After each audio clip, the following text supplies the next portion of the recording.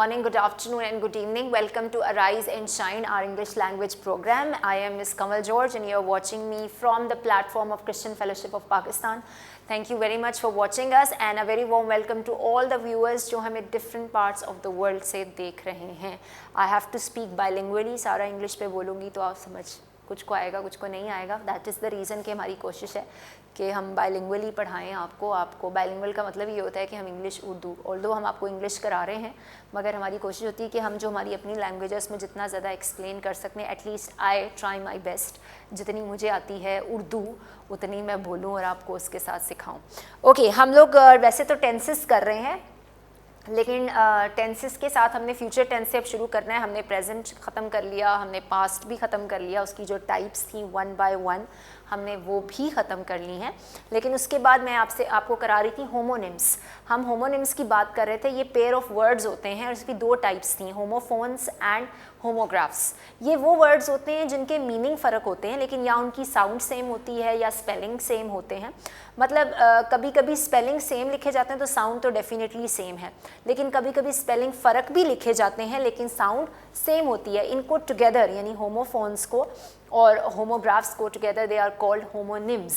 तो हम उसकी एग्जांपल्स आपको करवा रहे हैं, उसी से हम आज कंटिन्यू करेंगे. वी आर ऑलमोस्ट डन लेकिन क्योंकि जो मैंने पिछली एपिसोड में आपको एग्जांपल्स करवाई थी these are the notes and ये नोट्स पड़े भी हुए हैं इंटरनेट पे. हमारी जो साइट है हमारी यूट्यूब के बरकत टीवी की चैनल पर अगर आप सब्सक्राइब करें तो वहाँ पर राइज एंड शाइन लिखें और उसके साथ नीचे आप जो लिंक दिया गया है उस पर क्लिक करेंगे. बुक 2 के फोल्डर के अंदर ये सारे नोट्स अवेलेबल हैं तो वहाँ से आप ये देख सकते हैं. अगर आपको ये चाहिए if you have your own book, अगर आपके पास कोई और इंग्लिश लैंग्वेज की बुक है तो वो भी आप किसी भी बुक शॉप से ले सकते हैं. आप उन्हें बता सकते हैं कि पेयर ऑफ वर्ड्स, क्योंकि होमोनिम्स का जो वर्ड है वो बहुत कम यूज़ होता है.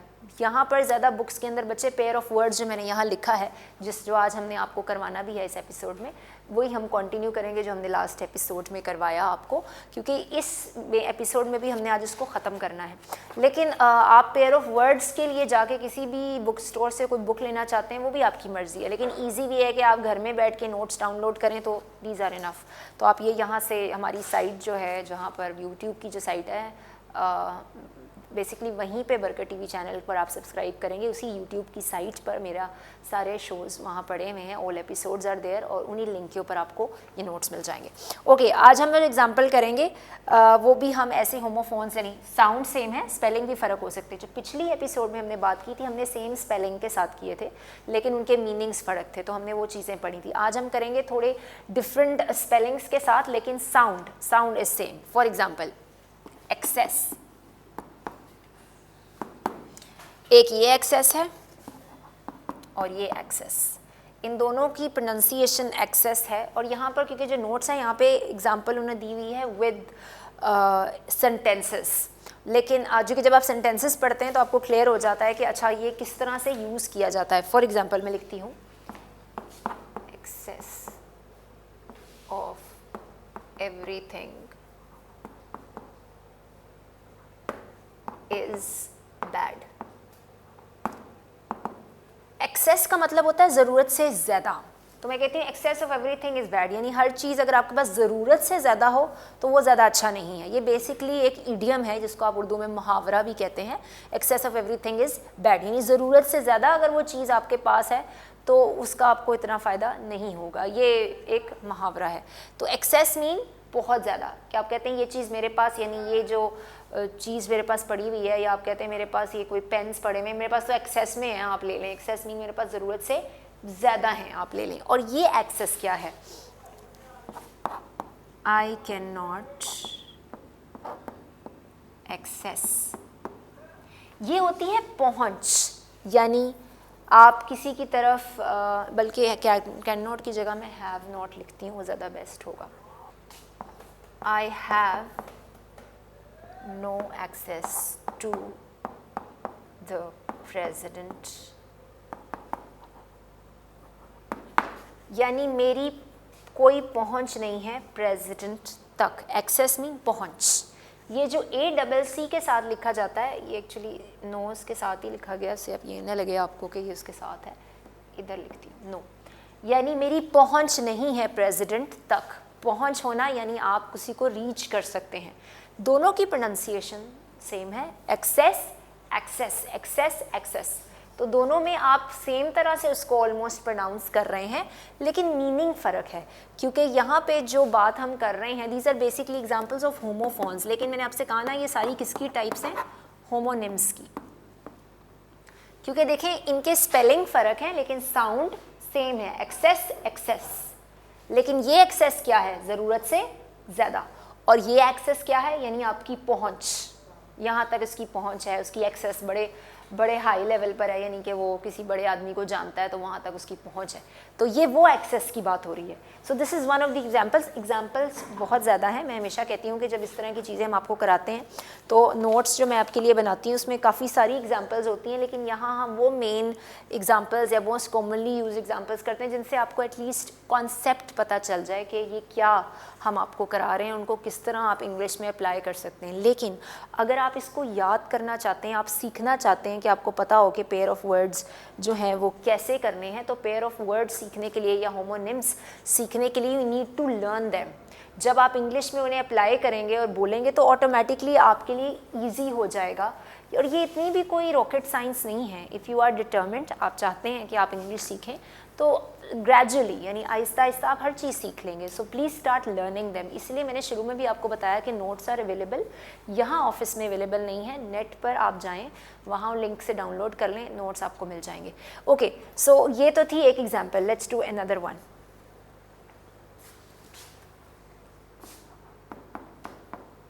Accept, I accepted her gift, यानी उसने आपको कोई गिफ्ट दिया और आपने उसको कबूल कर लिया उस गिफ्ट को, ठीक है। I accepted the, या I accepted her gift, यानी her भी हो सकता है या the gift, कुछ भी आप कह सकते हैं, लेकिन accepted क्यों लिखा है मैंने कि आपने उसके गिफ्ट को कबूल कर लिया। आप ये भी लिख सकते हैं, आप रिक्वेस्ट लिख सकते हैं, गिफ्ट की जगह I accepted her request। अगर मैं गिफ्ट की जगह यहाँ लिख दूँ रिक्वेस्ट, दोनों सेंटेंसेस करेक्ट हैं, मैं सिर्फ आपको इसका यूज़ बता रही हूँ। मैं यहाँ रिक्वेस्ट लिखती हूँ गिफ्ट की जगह, तो इसका मतलब मैंने उसकी रिक्वेस्ट को कबूल कर लिया। So you accepted that specific request, यानी किसी ने आपसे कोई रिक्वेस्ट की थी और आपने उसको एक्सेप्ट कर लिया है। तो या नॉर्मली लोग फ्रेंड रिक्वेस्ट भेजते हैं ना social media, you accept the request, तो वो रिक्वेस्ट एक्सेप्ट करना यानी कबूल करना। और दूसरा इसी जो होमोफोन्स में ये भी एक्सेप्ट है, एवरीबडी was present except सारा। कोई मुझे बताएगा इस सेंटेंस से क्या समझ आ रहा है? एवरीबडी was present except सारा, क्या आ रहा है ज़हन में? नहीं, ये वाला एक्सेप्ट नहीं है।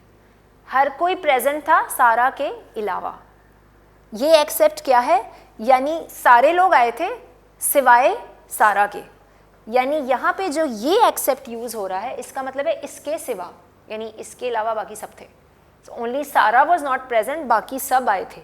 तो जब मैं इस तरह से इंग्लिश में लिखूंगी तो ये एक्सेप्ट कौन सा है, यानी everybody was present accept Sara, यानी सारे आए थे सिवाय सारा के, यानी किसी जगह जाना था और किसी जगह आना था तो सब लोग वहाँ थे, बस सारा नहीं थी। तो हम लोग एक्सेप्ट यहाँ पर यूज़ कर रहे हैं जहाँ हम बात करते हैं कि she was there, like she everybody was there except Sara, यानी सब थे वहाँ बस सारा नहीं थी, यानी उसके सिवा सभी थे, उसके अलावा वो नहीं, यानी वो नहीं थी बाकी सब थे। तो ये एक्सेप्ट था जब आप कुछ कबूल करते हैं, यू एक्सेप्ट समथिंग, ठीक है। और ये एक्सेप्ट क्या है, ये एक्सेप्ट है यानी इसके ये सब था इसके सिवा, ठीक है। तो वो एक्सेप्ट आप EX के साथ लिखते हैं, लेकिन ये ACC, ऑल्दो होमोफोन्स है ना तो साउंड इज सेम, यानी ये भी एक्सेप्ट है और ये भी एक्सेप्ट है, ओके, एक्सेप्ट ही हैं दोनों की। जो प्रोनाउंसिएशन है साउंड सेम है, लेकिन आप देखें स्पेलिंग्स यहाँ फ़र्क है, लेकिन साउंड सेम है और मीनिंग तो डेफिनेटली फ़र्क है। इसलिए मैं आपको सेंटेंसेस के साथ एग्जांपल्स करवा रही हूँ ताकि you will get an idea कि हम क्या पढ़ रहे हैं और आप कैसे इंग्लिश में होमोफोन्स को यूज़ करते हैं।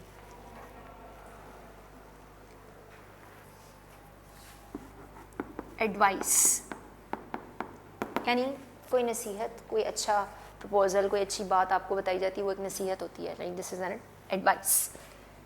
She gave me a good advice.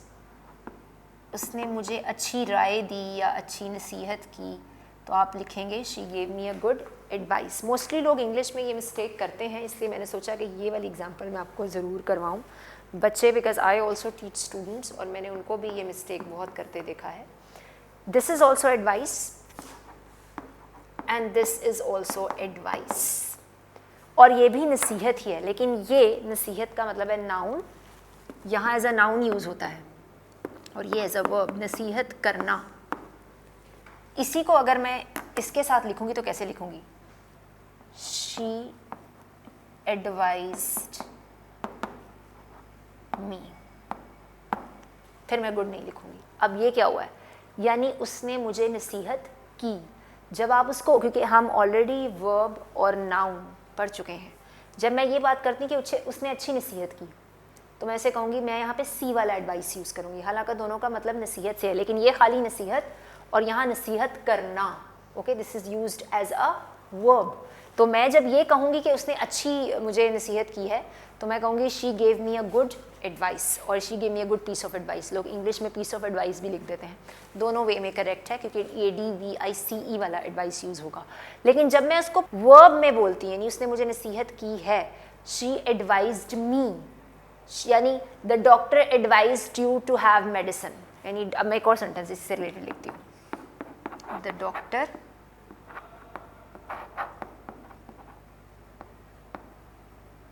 ये मी मैं ऊपर लिख देती हूँ ताकि वो वाला सेंटेंस कंप्लीट हो.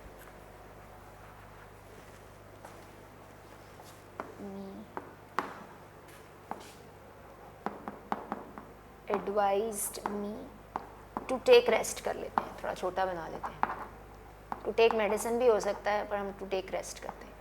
यानी डॉक्टर ने मुझे एडवाइस किया कि मैं रेस्ट करूं. इसका अच्छा हाँ, ये थैंक यू. वो एक्चुअली थोड़ा वेट था जब मैंने लिखा तो, और अभी हो गया. Thank you. ओके, अब यानी यहाँ पर क्या हो रहा है? डॉक्टर ने मुझे एडवाइस किया कि मैं रेस्ट लूँ. इंग्लिश में जब मैं उसको लिखूंगी तो एस वाले एडवाइस्ड के साथ, लेकिन जब मैं कहूँगी कि डॉक्टर ने मुझे रेस्ट करने की एडवाइस की है, अब यहाँ कौन सा होगा? सी वाला, यानी उसने मुझे रेस्ट करने की नसीहत की है. जब उसको एज अ नाउन यूज़ करूँगी, बिकॉज हम आपको noun, pronouns, verb, adverbs, adjectives करा चुके हैं, इसलिए मैं बार बार उसमें नहीं जाऊँगी. Noun is a name of a person, place, thing और एन आइडिया. उसको आप कहते हैं noun. Verb is an action, उसकी हमने टाइप्स भी की थी, और वर्ब कोई एक्शन है, यहाँ कोई काम हो रहा है. एडवाइस करना एक वर्ब है, खाली नसीहत इज़ नाउन. अब जब मैं ये कहती हूँ कि डॉक्टर ने मुझे रेस्ट करना एडवाइस किया, तो यहाँ पे ADVISED के साथ लिखूँगी. लेकिन जब मैं कहती हूँ डॉक्टर ने मुझे रेस्ट करने की नसीहत की, ठीक है, तो doctor gave me an advice to take rest. जब मैं उसको एज अ नाउन यूज़ करूँगी तो सी वाला लगाऊंगी. जब मैं एज अ वर्ब यूज़ करूँगी, फॉर दैट आपको डिफरेंस पता होना चाहिए नाउन का और वर्ब का, बिकॉज हमने वर्ब के ऊपर काफ़ी सारा टाइम लगाया था. Please rewatch those episodes, they are on YouTube. इसीलिए रखी गई हैं क्योंकि मोस्टली ऐसा होता है, बच्चे कहते हैं कि मिस कमल थोड़ी सी तेज़ बोलती हैं, तो अब मैं वैसे कोशिश करती हूँ कि मैं स्लो बोलूँ, लेकिन फिर भी अगर आपसे कुछ मिस हो जाता है, you can go on YouTube, you can री वॉच दोज एपिसोड्स. और अगर आपको उसमें भी लगता है कि मैं थोड़ा जल्दी बोल रही हूँ, आप स्टॉप करें, बैक जाएं, दोबारा प्ले करें, क्या कि आपको ये क्लियर हो जाए कि ये जो चीज़ मैं अब नाउन और वर्ब बोल रही हूँ, मैं दोबारा से वो रिपीट नहीं कर सकती, because now we have to go on. हम पीछे वाला दोबारा नहीं कर सकते वो कोर्स, तो इसलिए प्लीज़ वॉच देम.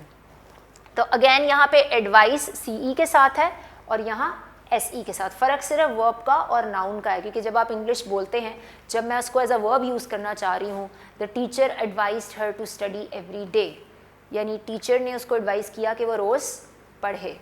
ठीक है, the teacher gave me a good advice to study every day, यानी टीचर ने मुझे अच्छी नसीहत की कि मैं रोज़ पढ़ूँ. अब यहाँ जो जब gave me a good advice आएगा, तब मैं क्या करूँगी, CE वाला एडवाइस लगाऊंगी। लेकिन जब मैं कहूँगी टीचर एडवाइस नहीं, यहाँ मैं as a verb, as an action use कर रही हूँ, तब मैं S वाला एडवाइस लगाऊंगी।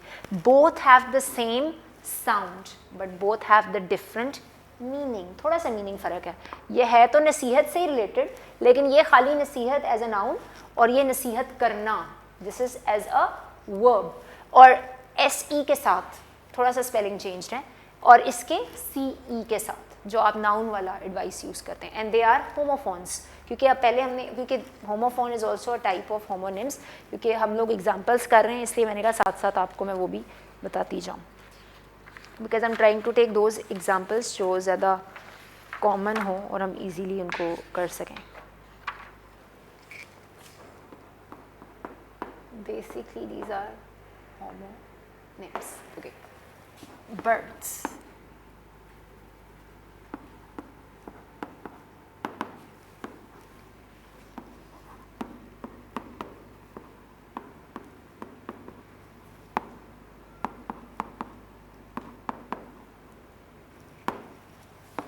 और ये birds.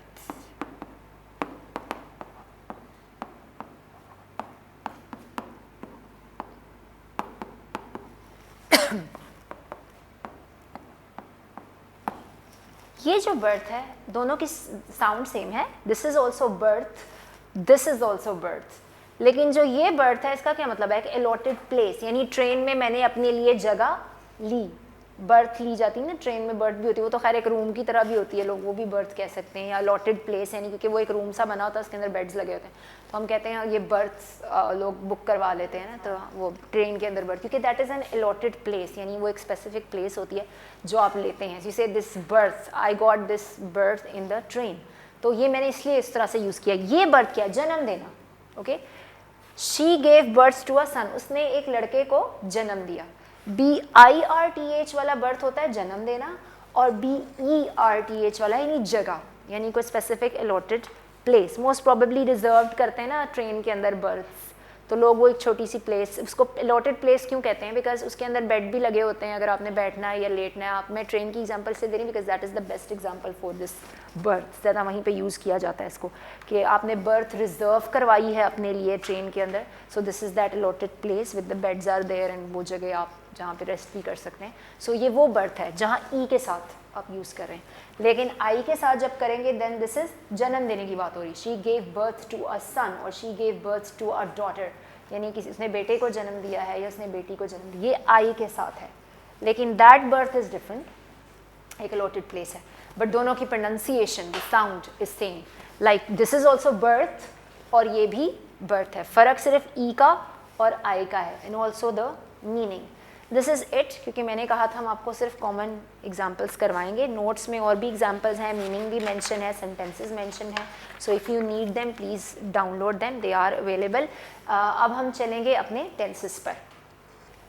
लाइक आई सेड कि हम टेंसेस में से काफ़ी पार्ट ख़त्म कर चुके हैं, आज हमने फ्यूचर करना है, यानी प्रेजेंट और पास्ट ख़त्म हो गया है, अब हम शुरू करेंगे फ्यूचर से, क्योंकि अभी आप लोगों की कॉन्ट्रैक्शंस भी रहती हैं, बस इसके साथ साथ अब आपको मैं वो भी करवाऊंगी। फ्यूचर टेंस, जो फ्यूचर टेंस है उसकी भी टाइप्स हैं। पहला है सिंपल फ्यूचर टेंस, जिससे हम आज शुरू करेंगे। This is the first type, then future continuous tense,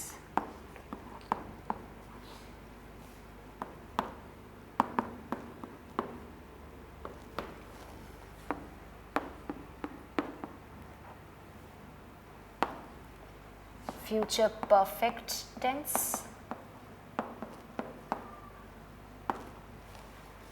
and future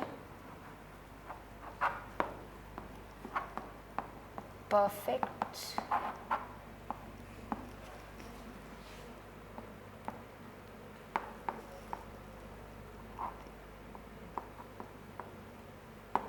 continuous tense, and that is it. यही 4 टाइप्स हमने पास्ट में भी की थी, प्रेजेंट में भी की थी, और अब हम बात करेंगे फ्यूचर की। प्रेजेंट है जो अभी है, पास्ट जो पुरानी बात है, फ्यूचर जो होगा, ठीक है। अब हम उसकी बात करेंगे कि जब आप कोई चीज़ फ्यूचर के बारे में कहते हैं, यानी मैं ये करूँगी या वो करेगा, ये मैं नहीं करूँगी, हम वहाँ जाएंगे, तुम कल मिलोगे, ये सब चीज़ें क्या हैं, ये फ्यूचर को डिपिक्ट करती हैं, यानी बात आप फ्यूचर में कर रहे हैं। तो जब इंग्लिश में आपको फ्यूचर में बात करनी है या फ्यूचर के बारे में बोलना है या फ्यूचर के बारे में बताना है किसी से, कोई कन्वर्सेशन करते वक्त, तब आपको इन टाइप्स का यूज़ करना होगा। हम पहले शुरू करेंगे सिंपल फ्यूचर टेंस से, then we will go one by one on each type. Okay, let's do simple future. Future tense आप यूज़ कब करते हैं? जब आप कोई बात जो फ्यूचर में होनी है या ये होगा, मैंने भी कहा, उसके बारे में आप कोई बात करना चाह रहे हैं। इसमें होता क्या है, सब्जेक्ट, सब्जेक्ट में क्या चीज़ें आती हैं, I, we, you, they,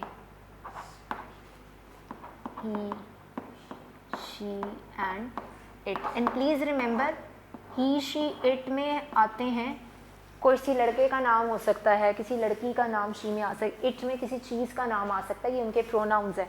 you यानी तुम, दे ज़्यादा लोग हैं, यानी प्लूरल में जब आप बात करें तब, वी, आई, मैं, वी मतलब ज़्यादा लोग, हम। ओके, प्लस विल, बहुत सारे लोगों ने शेल भी पढ़ा होगा, मैं उस तरफ भी आती हूँ, डोंट वरी, बिकॉज मैं आपको इंग्लिश करा रही हूँ और हम ब्रिटिश इंग्लिश को फॉलो कर रहे हैं, सो डू नॉट वरी। मैं आपको विल और शेल के बारे में भी बताती जाऊँ कि वो कैसे यूज़ होने, बिकॉज शेल भी यूज़ किया जाता है, लेकिन अब वो ज़्यादा यूज़ नहीं होता, चाहे वो अमेरिकन इंग्लिश हो या आपके पास ब्रिटिश इंग्लिश हो। I will come to that, वो भी कहानी मैं आपको बता ही देती हूँ, but let me write this. Will and first form of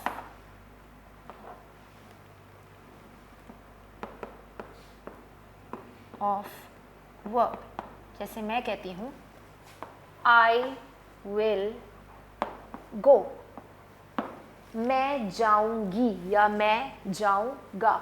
आई क्या है, योर सब्जेक्ट, बिकॉज हम एक स्ट्रक्चर, एक फॉर्मूला आपको बताते हैं, just a tip how to learn the tenses, ताकि आपको रूल पता हो कि जब आपने फ्यूचर में बात करनी तो किस तरह से आपने उसको यूज़ करना है। This is the subject. Will यानी मैं जाऊंगा, go is your form of verb first, लेकिन इन सब में आपने फर्स्ट फॉर्म यूज़ करनी है। अभी आपने कोई एस ई एस या सेकेंड फॉर्म या थर्ड फॉर्म ऐसा कुछ नहीं यूज़ करना, विल सबके साथ लगेगा। ओके, कमिंग टू शेल, यही सेंटेंस में ऐसे भी लिख सकती हूँ, आई शेल गो। ज़्यादा लोगों ने हम ये पहले पढ़ा हुआ है कि आई और वी के साथ शेल लगता है, it's no more there this rule. I के साथ, वी के साथ, यू के साथ, इन सब के साथ विल लगा लें, सेम मीनिंग है। शेल लगा लें तो भी सेम मीनिंग है, और ये नहीं है कि आप सिर्फ आई और वी के साथ भी शेल लगाते हैं। तो फिर अब शेल कहाँ गया? शेल जो है, जैसे मैं लिखती हूँ यही सेंटेंस, यानी I shall go, I will go, same meaning है और सेम ही सेंटेंस का मीनिंग बनता है विल और शेल के साथ, दोनों का ही सेम मीनिंग है। तो सेंटेंस का स्ट्रक्चर सिर्फ विल और शेल से चेंज हुआ है, मीनिंग में कोई चेंज नहीं आया। इसका मतलब भी है कि मैं जाऊँगी और इसका मतलब भी है कि मैं जाऊँगी। तो फिर शेल कहाँ यूज़ होता है? सबसे ज़्यादा कॉमन एक्सेंट्स जो हैं, मैंने पिछली एपिसोड में और एपिसोड बिफोर द लास्ट मैंने बात की थी एक्सेंट्स की, कि जो सबसे ज़्यादा, वैसे तो बहुत सारे एक्सेंट्स हैं, लेकिन जो सबसे ज़्यादा कॉमन है वो अमेरिकन और ब्रिटिश इंग्लिश है, जो ज़्यादा लोग फॉलो करते हैं। और हम आपको ज़्यादा ब्रिटिश इंग्लिश इसलिए कराते हैं बिकॉज ये ओरिजिन इंग्लिश का यहाँ से हुआ, तो that's why it's a formal English.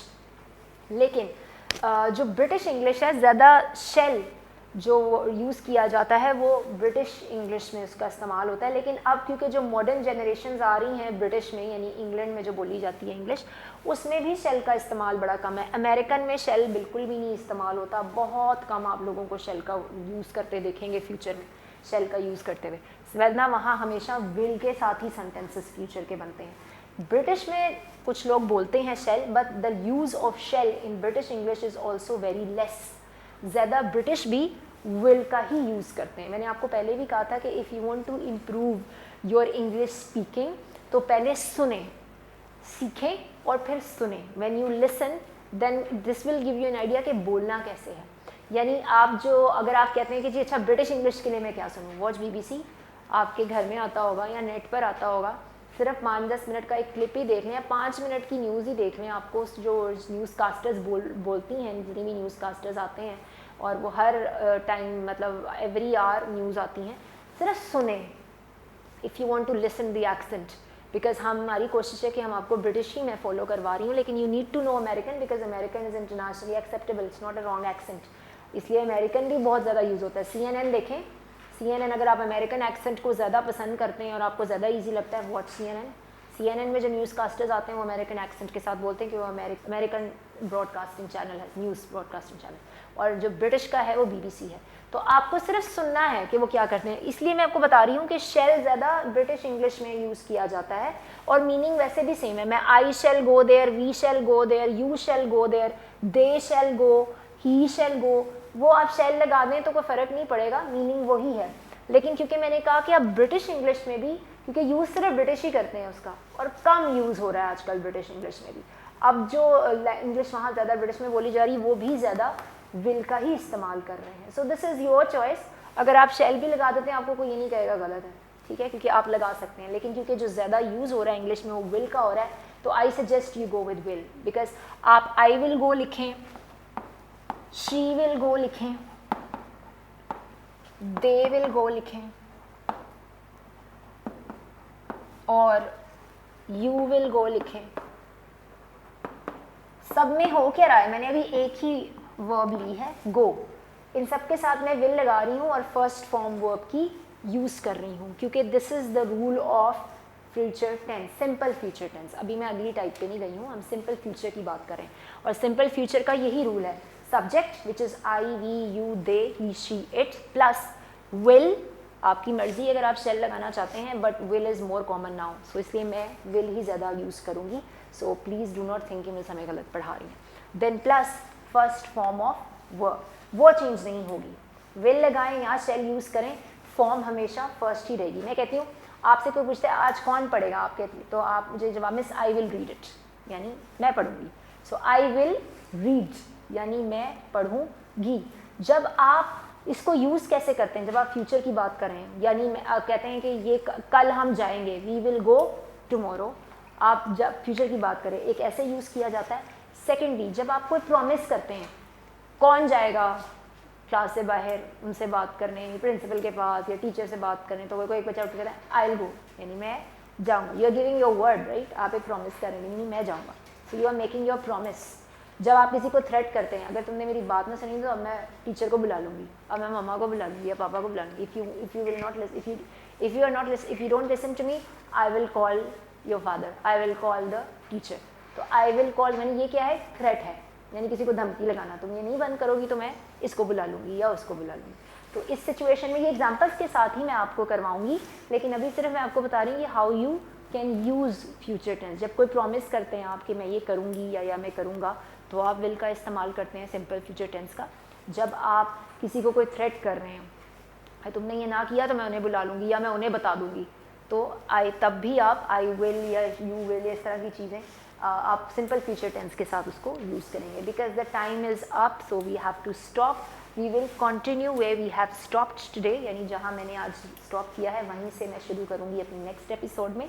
Thank you very much, please stay safe. I know आज हमारी वर्ड्स भी रहेगी, but we will do that, because हम आपको टेंसेस करा रहे हैं, फॉर दैट आई अपोलोजाइज़ कि ऑफ एंड ऑन हमारी वो वर्ड्स रह जाती हैं जो हमने प्लान किया होता है। बिकॉज जब मैं एक्सप्लेन कर रही होती, मेरी कोशिश होती कि वो सारी चीज़ आपको अच्छे से एक्सप्लेन कर दूँ, तो इस वजह से वो रह जाता है, but don't worry, we will do that next time. Thank you so much, God bless you.